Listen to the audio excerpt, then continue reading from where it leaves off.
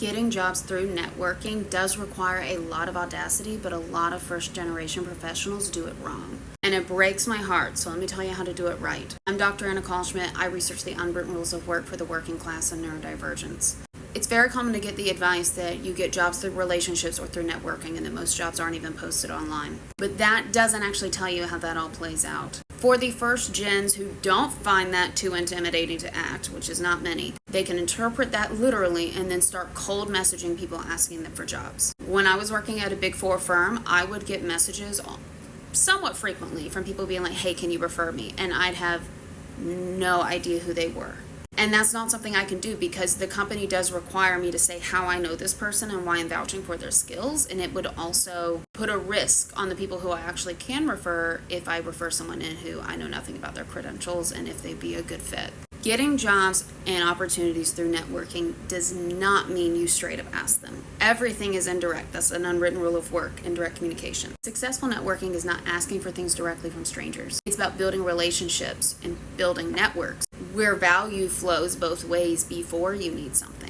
Think about it. Have you ever had a friend or maybe a former roommate text you about a job opening where they thought of you? That's basically what it is. To build that relationship with someone who you didn't live with or don't have a personal friendship with, you need to bring value to them in a way that isn't depleting for you. So things you can do would be to comment thoughtfully on other people's LinkedIn posts, and I know everybody hates LinkedIn. You could even do it here on their professional accounts. I have one, obviously. Honestly, successful networking is a lot more like sending memes or TikTok videos to a friend than you'd think.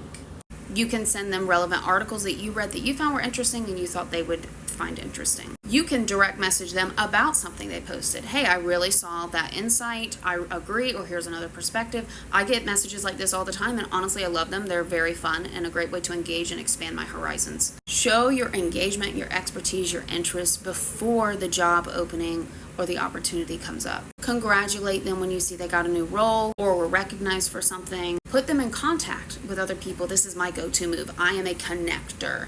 Put them in contact with other people who you think they have something in common with. By the time an opportunity comes up, you will already be someone they know and trust, and not just another cold ask in their inbox. Now, if you follow me, you know I'm a big fan on focusing on task performance, not just soft skills, not just networking, not just nepotism. I will keep fighting that fight, but I'm not going to keep info from you either. Don't cold call people.